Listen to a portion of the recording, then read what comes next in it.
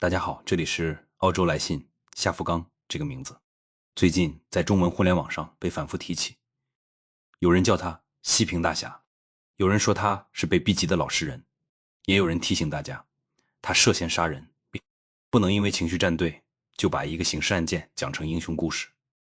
我觉得真正值得谈的不只是夏福刚本人，因为到目前为止，外界能确认的信息并不多。公开通报说，河南驻马店西平县发生了一起刑事案件，夏福刚因琐事与邻居发生争执，持刀造成1死多人受伤。后来警方悬赏追捕，称他随身带刀，危险性较高。经过多日搜捕之后，他被抓获。但是问题也正出在这里，官方说琐事，公众听见这2个字，第一反应却不是相信，而是怀疑。为什么？因为在很多人的经验里，中国基层社会里太多真正要命的冲突，最后都会被压缩成琐事。宅基地是琐事，邻里纠纷是琐事，长期欺负是琐事，上访无门是琐事，村里强势，家族压人也是琐事。等到刀出来了，人死了，才突然变成大案。所以夏福刚案最刺痛人的地方，不在于大家已经知道真相，恰恰相反，是大家还不知道真相，却已经本能地把同情给了嫌疑人。这才是最值得警惕的地方。一个社会如果看到杀人案，第一反应不是问受害者是谁，不是问证据是什么，而是先猜凶手是不是被逼到绝路。这说明社会底层的信任已经出了问题。这种信任不是一天坏掉的，它是一年一年磨掉的。我们先把话说清楚，夏福刚是不是英雄，我不能这么说。一个人涉嫌杀人，法律上必须接受审判，死者和伤者也有他们的生命权，也有他们的家庭，也不能因为网上给夏福刚贴了一个大侠的标签，就把另一边全部抹掉。如果我们连基本事实都没有弄清楚，就急着喝彩，那也是危险的。但是反过来说，如果一个社会里大量普通人看到这类案件之后，第一时间不是恐惧凶手，而是想给他送水送饭，或者助他逃出去，那同样不是普通的舆论情绪。这说明大家在用一个案件表达对整个秩序的不信任。他们真正同情的也许不是夏福刚这个具体的人，他们同情的是自己，是那个讲理没人听，报警没人管，上访没结果，最后只能忍着的人。他们把夏福刚想象成一个替自己出手的人，这种心理在中国并不陌生。当年杨家案，很多人记得那句话，你不给我一个说法，我就给你一个说法。这句话为什么能传播这么多年？不是因为大家都支持杀警察，而是因为太多人觉得自己曾经也处在类似的无力感里。我不是说案件性质一样，我说的是社会情绪有相似的底色。邓玉娇案、余欢案、昆山反杀案、张扣扣案、欧金钟案，再到今天夏福刚案，这些案子在法律上完全不一样，有的是防卫，有的是防卫过当，有的是多年后的复仇，有的是邻里积怨，有的事实比较清楚，有的还充满传言。可是到了互联网上，他们经常被压缩成同一个故事，弱者被欺负，求告无门，最后拿刀。这就是今天中文舆论里最危险的叙事。它不是法律叙事，它是报复叙事。法律叙事会问谁先攻击，威胁是否正在发生，防卫是否必要，手段是否相当，有没有伤及无辜，顾证据链是否完整。报复叙事只问一句话，这个人该不该死。一旦公众开始习惯用这个问题判断案件，社会的善恶观念就已经发生了改变。以前民间也有侠义想象，《水浒传》里鲁智深打镇关西，武松杀西门庆，读者会觉得痛快。但传统故事里还有一个重要边界，最后总得回到某种秩序里，包公要断案，官府要出面，侠客要被收编，哪怕这个秩序很粗糙，民间想象里仍然相信有一个青天存在。今天的问题是，很多人已经不相信青天了，他们也不相信通报，不相信调解，不相信信访，甚至不相信法院能把基层复杂关系讲清楚。于是当官方通报说因琐事发生争执，他们的第一反应是又来了这2个字。在技术上可能只是一个简写，但在公众心理里已经变成一种遮蔽。你不解释，别人就会替你解释；你不公开事实，谣言就会填满空白。你越急着删帖，越急着处罚、造谣，越不讲案件的前因后果，公众越会觉得这里面一定有不能说的东西。这就是现在中国基层治理最大的困境之一。不是每个案子背后都有黑幕，但长期的不透明会让大家默认有黑幕。不是每个死者都是恶霸，但长期的失信会让大家先把死者想象成恶霸。不是每个嫌疑人都是被逼上梁山，但长期的无力感会让大家愿意相信他是被逼上梁山。这就是信任破产之后的社会成本。我们再往深一层看，为什么这类案件在中国乡村社会里反复出现？一个很重要的原因是基层公共服务长期不足。城市里发生纠纷虽然也有很多问题，但警察、物业、法院、社区、律师、媒体至少存在一整套可以介入的渠道。这些渠道未必公正，未必高效，但他们在那里。农村不一样，很多村庄长期靠熟人、社会和村干部调解，谁家人多，谁家有钱，谁家在镇上县里有人，谁就更有话语权。一个老实人如果家里势单力薄，在这种结构里很容易吃亏。吃一次亏他忍了，吃2次亏他还忍，忍到第10年、第15年，外人看起来还是小事，当事人心里已经变成一口井，每一次争吵都是往井里丢一块石头。某一天井水溢出来，事情就失控了。张扣扣案为什么让那么多人同情？因为他的母亲在他少年时被邻居打死，后来加害方受到的刑罚在很多人看来太轻。20多年后他回乡复仇，杀了王家父子3人，法律最后判他死刑。这在刑法逻辑上并不意外，因为那不是正在发生的防卫，而是多年后的报复。而且杀害对象并不都等同于当年责任人。可是民间为什么仍然同情？因为大家看到的是另一套账，一套情感账。少年丧母，长期无解，穷困漂泊，最后一命相抵。法律算的是行为，民间算的是积怨。这2套账如果长期对不上，社会就会越来越危险。欧金钟案也是类似。福建莆田的欧金钟因为建房和邻居长期冲突，事情拖了多年，最后酿成命案。很多人后来回看材料时都会问，如果早一点有强有力的执行，如果基层调解不是和稀泥，如果合法建房权利能够真正落实，事情会不会不至于走到那一步？这类问题不是替犯罪开脱，而是在追问，为什么一个社会总要等刀出了鞘才承认矛盾真实存在？澳洲也有邻里纠纷，在黄金海岸我也见过很琐碎的冲突，树枝越界、停车挡路、噪音扰民、狗叫、围栏、排水、物业管理，很多事听起来都不大，但澳洲制度里有几个缓冲层，地方 council 会介入，警察会留下记录，小额纠纷可以走 tribunal， 家庭暴力、骚扰、威胁可以申请 restraining order 或 protection order。 这些制度当然不完美，慢也贵，有时还很官僚，但他们给普通人一个预期，你不用马上拿刀，你还有下一步。这就是法治社会最基本的意义，不是每个人都能赢，而是输了也知道为什么输；不是每个委屈都能被补偿，而是你至少能找到一个被记录、被听见、被裁判的地方。中国很多基层矛盾最可怕的地方是中间层被掏空了，讲理对方不听，找村干部可能偏袒强势一方，报警，警察说这是民事纠纷，起诉成本高，时间长，执行难，上访。反过来可能被稳控，你想闹，马上变成寻衅滋事，你想忍，别人觉得你软弱可欺，最后极端的人就会觉得反正都是死，不如拼了。这才是琐事杀人背后真正的社会机制。它不是因为中国人天生残忍，也不是因为农村人素质低，这种说法太轻浮。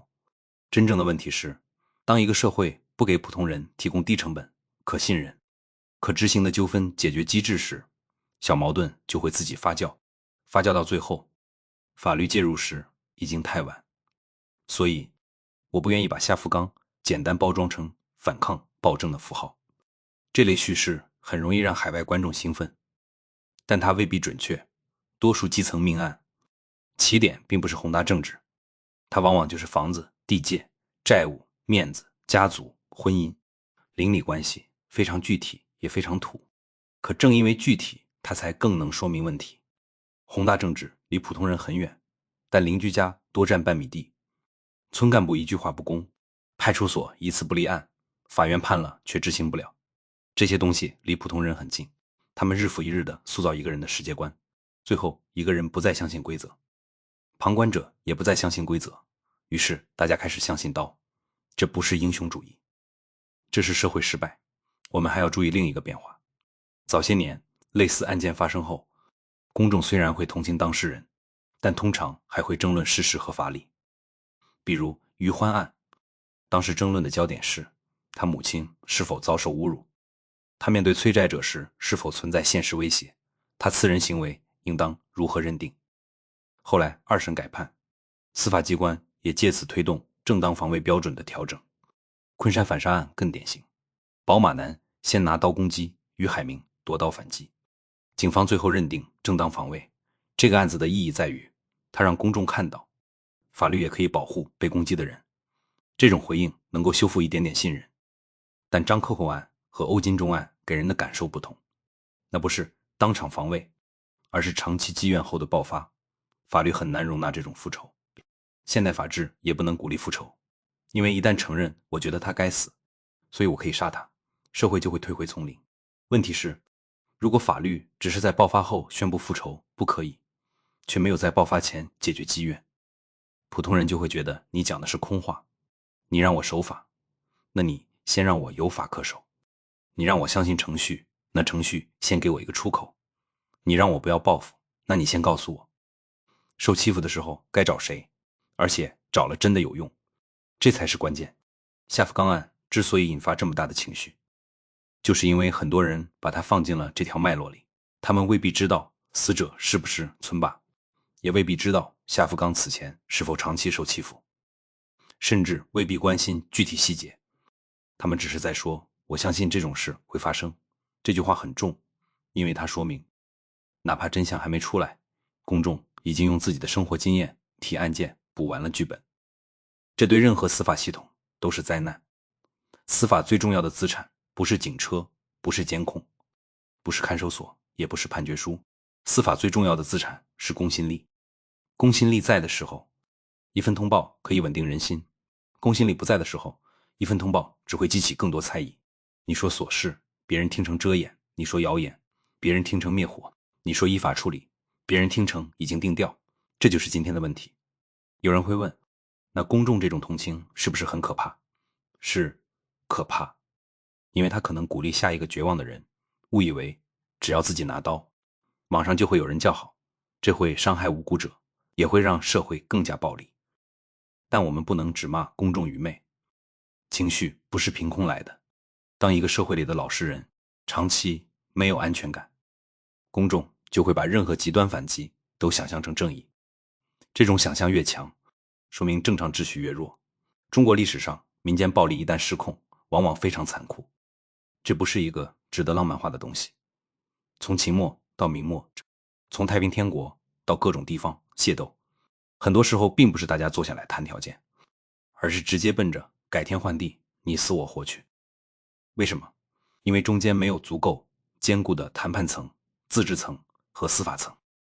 欧洲历史上的贵族、城市、行会、教会，日本地方上的领主结构，都曾经在国家和民间之间形成某种缓冲。